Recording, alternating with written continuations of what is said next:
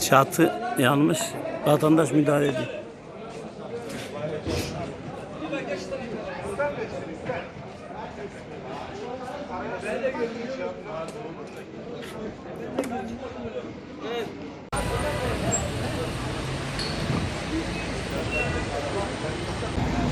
Şöyle kenarı gel.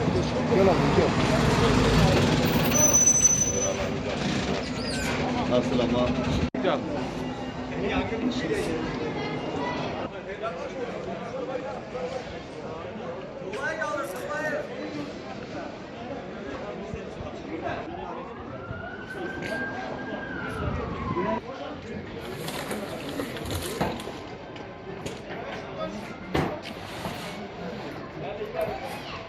Şuraya at.